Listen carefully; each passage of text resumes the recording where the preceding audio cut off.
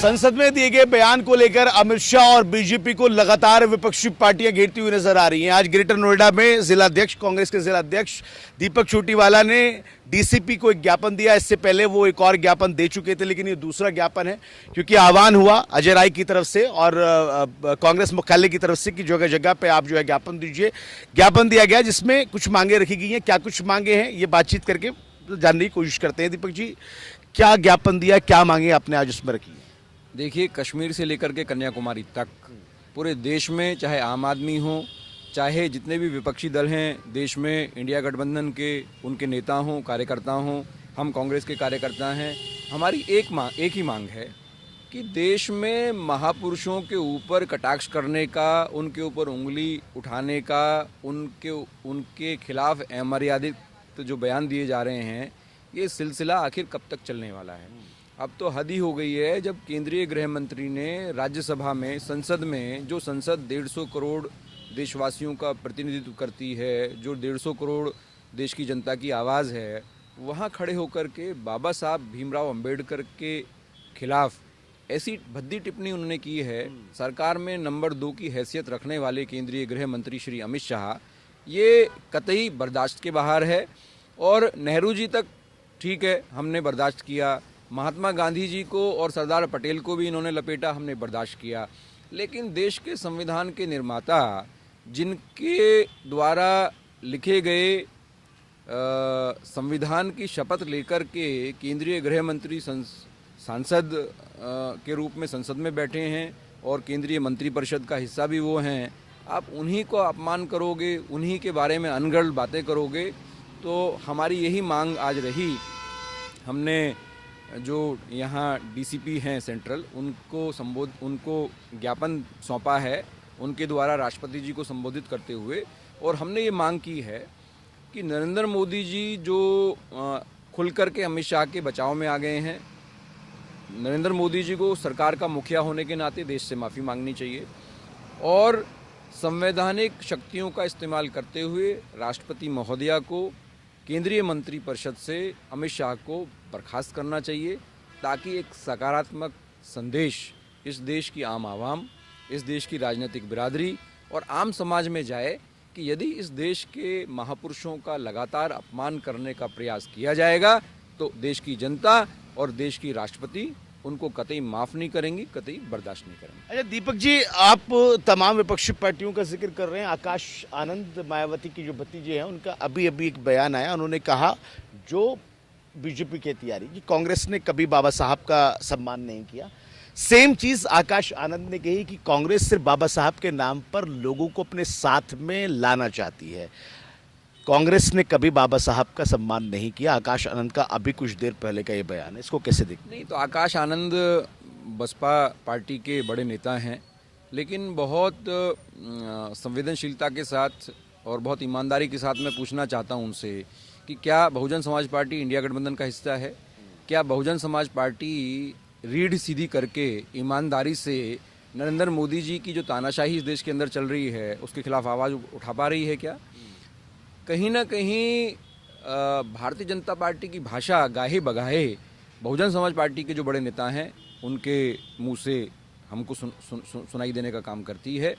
जहाँ तक कांग्रेस पार्टी के द्वारा बाबा साहब अम्बेडकर को क्या दिया गया या नहीं दिया गया, इतिहास साक्षी है।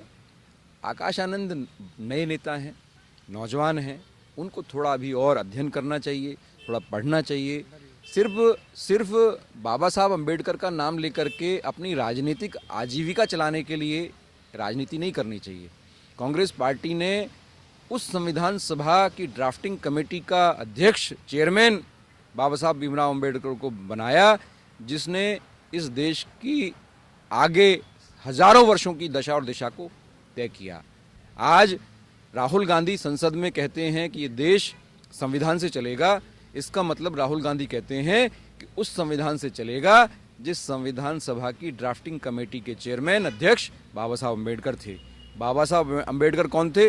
बाबा साहब अम्बेडकर वो थे जिनको नेहरू जी ने उस समय की जो हमारी असेंबली थी, उस असेंबली का सदस्य का वो जब चुनाव लड़े, वो चुनाव हार गए, इसके बावजूद उनको सदन में भेजा और सदन में भेज करके सदस्य निर्वाचित करके फिर संविधान सभा का उनको ड्राफ्टिंग कमेटी का उनको अध्यक्ष नियुक्त किया। तो हमसे पूछने के बजाय कि कांग्रेस ने क्या किया क्या नहीं किया, उनको इतिहास पढ़ना चाहिए। और जिस निज़ाम के खिलाफ राहुल गांधी कन्याकुमारी से कश्मीर तक लगभग 4,500 किलोमीटर चले, किन मुद्दों पर चले, किन बातों को लेकर के चले, उन पर गौर करना चाहिए। राहुल गांधी जी ने भारत जोड़ो यात्रा के माध्यम से इस देश को एक रखने, एक सूत्र में पिरोए रखने, जाति धर्म का भेद मिटाने और नफरत छोड़ने और मोहब्बत से देश को जोड़ने की बात की थी। बाबा साहब ने संविधान में क्या किया?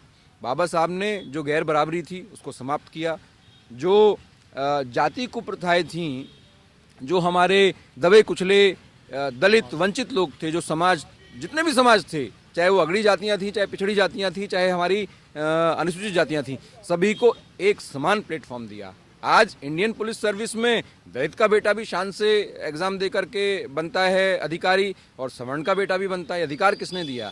आज उसी संसद में दलित का बेटा भी सांसद बन करके बैठा है और सवर्ण का बेटा भी बनकर सांसद बैठा है, बेटी, और पिछड़े वर्ग के भी अल्पसंख्यक समुदाय के भी लोग वहाँ बैठे हैं। किसने ये अधिकार हमको दिया? ये अधिकार संविधान ने दिया और उस संविधान का निर्माता हम बाबा साहब भीमराव अम्बेडकर को कहते हैं। ये भैया चूंकि आप मुखर होकर बोलते हैं, 2-3 सवाल ऐसे कर लेता हूँ आपसे मैं। पहला सवाल तो ये है कि आज मायावती का भी ऐलान था कि पूरे प्रदेश के अंदर जो है अमित शाह के खिलाफ ज्ञापन दिए जाने चाहिए और माफ़ी की मांग करनी चाहिए। पहले सवाल ये कि आप इसको कैसे देखते हैं? एक तरफ तो आकाश आनंद आपकी तरफ उंगली उठाते हैं, दूसरी तरफ मायावती का जो है ये अभियान निकलता है। क्या ऐसा तो नहीं है कि आपके अभियान को दबाने की कोशिश है? इसी में दूसरा ऐड कर देता हूँ, एक लाइन और चल रही है सोशल मीडिया पर, बाबा साहब पर टैग लग रहा है और कह रहे हैं कि भाई मायावती या फिर चंद्रशेखर बाबा साहब इन्हीं के। क्या ऐसा कोई टैग भी है जो सिर्फ बाबा साहब जो है उन्हीं के होके रह जाएंगे? देखिए, सबसे पहली बात तो ये है कि कोई भी राजनीतिक दल हो, कोई भी सामाजिक संगठन हो, जो बाबा साहब के सम्मान में मैदान में उतरने का आह्वान करता है और सरकार की, केंद्रीय गृह मंत्री के बयान की मजम्मत करने की हिम्मत दिखाता है, हम उसका स्वागत करते हैं। यदि मायावती जी ने ऐसा ऐलान किया, स्वागत योग्य है, करना चाहिए बिल्कुल। बाबा साहब के नाम पर आप राजनीतिक रोटियां सेकी, आपने इतने समय तक सत्ता का सुख भोगा। अब मैदान में उतार करके कार्यकर्ताओं को सरकार से सवाल करने का समय है ना, तो बिल्कुल उसका हम स्वागत करते हैं। भले ही उनकी राजनीतिक विचार कभी कभी भ्रमित हो जाते हैं, पटरी से उतर जाते हैं, लेकिन इस विषय पर यदि उन्होंने ऐसा आह्वान किया, ऐसा ऐलान किया है तो बिल्कुल सही है, इसमें कोई दिक्कत नहीं है। और जहाँ तक कांग्रेस के अभियान को दबाने की बात है, कांग्रेस के अभियान को आप 1000 बार दबाइए, हमें कोई आपत्ति नहीं है, लेकिन इस देश के महापुरुषों का इकबाल बुलंद रहना चाहिए। उस इकबाल को बुलंद करने का काम समाजवादी पार्टी करे, कांग्रेस पार्टी करे, इंडिया गठबंधन के तमाम दल करें, बहुजन समाज पार्टी करे, भारतीय जनता पार्टी ही क्यों ना करे। इस देश के महापुरुषों के इकबाल को बुलंद रखने का काम जो भी राजनीतिक दल, सामाजिक दल करेगा, हम उसका सम्मान करेंगे, उसका सत्कार करेंगे, उसका वेलकम करेंगे, बिल्कुल करेंगे। इसमें क्या दिक्कत है? कोई दिक्कत नहीं है इसमें। और जहाँ तक टैग की बात है, आपका एक सवाल और था, जहाँ तक टैग की बात है तो मैंने कल जो पत्रकार वार्ता हुई थी उसमें स्पष्ट तौर पर कहा था कि हमारे जितने भी महापुरुष हैं वो सभी हमारे सबके साझे हैं। मैं तो यहाँ तक कहता हूँ कि भूतपूर्व प्रधानमंत्री स्वर्गीय अटल बिहारी वाजपेयी हमारे सबके साझे हैं, थोड़ी बीजेपी के हैं। हम लोग भी उनको जन्मदिन पर, उनके जयंती पर या उनकी जो पुण्यतिथि है उन पर नमस्कार करते हैं, उनका आशीर्वाद प्राप्त करते हैं। उनकी बहुत अच्छी बातों को हमारे नेता आज भी कोट करते हैं कि अटल बिहारी वाजपेयी जी ने ऐसी संसदीय मर्यादाएं स्थापित की जिनका सामना करने की, जिनको दोहराने की कुव्वत मौजूदा सरकार में नहीं है। तो हमारी जो राजनीतिक सामाजिक हस्तियां इस देश के अंदर रही हैं, आज़ादी से पूर्व भी, आज़ादी के बाद भी, वो सबकी साझी हैं। डॉक्टर भीमराव अंबेडकर के ऊपर भारतीय जनता पार्टी, कांग्रेस, चंद्रशेखर, मायावती जी, समाज, किसी का टैग नहीं लग सकता। वो सबके साझे हैं और सबको उनका सम्मान बरकरार रखने की जिम्मेदारी है, नैतिक जिम्मेदारी है। यदि कोई भी पथभ्रष्ट होता है राजनीतिक नफे नुकसान को लेकर के, तो हम सबको एकजुट होकर के उसकी मुखालफत करनी चाहिए और उसको उसका अंजाम भुगतने के लिए तैयार रहना चाहिए। आखिरी सवाल, अगला कदम क्या होने वाला है आपका? आपने जो है यहाँ पर भी अपने जिला कलेक्टर को भी ज्ञापन दे दिया, आपने डीसीपी को भी ज्ञापन दे दिया। अब कोई गाइडलाइन है ऐसी जो कांग्रेस मुख्यालय या फिर अजय राय की तरफ से आई हो? देखिए, हमारे महानगर अध्यक्ष भी हम लोगों ने साथ में हमने जो डीएम साहब का हमारा जो ज्ञापन था हमने उनको दिया जिला कांग्रेस कमेटी और शहर कांग्रेस कमेटी नोएडा ने, आज हमने डीसीपी साहब को दोनों जो हमारे संगठन है नोएडा शहर का भी और ज़िले का भी हमने दिया है।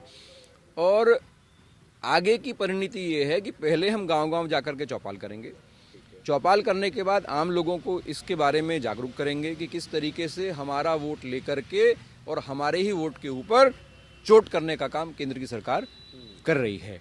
इसके बाद मंडल स्तर पर हम जब तक गृह मंत्री को बर्खास्त नहीं किया जाता, माफ़ी नहीं आती है, तो मंडल स्तर पर हमारा बहुत बड़ा आंदोलन होने वाला है और उसके बाद प्रदेशव्यापी हमारा आंदोलन होगा। और लगातार बाबा साहब के सम्मान में कांग्रेस पार्टी मैदान में आंदोलनों की श्रृंखला, जब तक केंद्र सरकार की तरफ से संसद के अंदर जहां उन्होंने बाबा साहब का अपमान किया है वहीं खड़े होकर के, उसी जगह खड़े होकर के वो माफ़ी नहीं मांगते, आंदोलन करेंगे, हर तरीके से करेंगे, सदन से लेकर के सड़क से लेकर के संसद तक, सड़क से लेकर के विधानसभा तक, लखनऊ तक, दिल्ली तक, जिला कलेक्ट्रेट तक, जहां भी करना पड़ेगा हम लोग करेंगे, पीछे नहीं हटेंगे। ठीक है, बहुत बहुत शुक्रिया साहब आपका। तो दीपक साहब थे जिला अध्यक्ष कांग्रेस के, साफ तौर पर उन्होंने कहा है कि वो संघर्ष जब तक जारी रहेगा, जब तक अमित शाह माफी नहीं मांगते या उनको उनके पद से हटा दिया नहीं जाता। आज पूरे जिले नहीं बल्कि पूरे प्रदेश के अंदर कांग्रेस पार्टी का भी आह्वान था, बीएसपी का भी आह्वान था, लेकिन आज यहाँ पर अलग अलग ज्ञापन जो है वो सौंपे गए और उसमें एक ही मांग रखी गई कि अमित शाह जो है माफी मांगे और उनको उनके पद से हटाया जाना चाहिए। अब बाबा अंबेडकर का मामला और ज्यादा सियासी लेवल पर अगर देखा जाए तो तेज होता नजर आ रहा है और लगातार पार्टियां अमित शाह की माफी की मांग कर रही हैं। देखना होगा कि इतने दबाव, विरोध प्रदर्शन, ज्ञापन और इतनी चीजों के बाद में क्या अमित शाह माफी मांगेंगे या फिर कोई और चीज नई निकलकर सामने आएगी। नौ नोएडा के लिए अफे हिंदुस्तानी।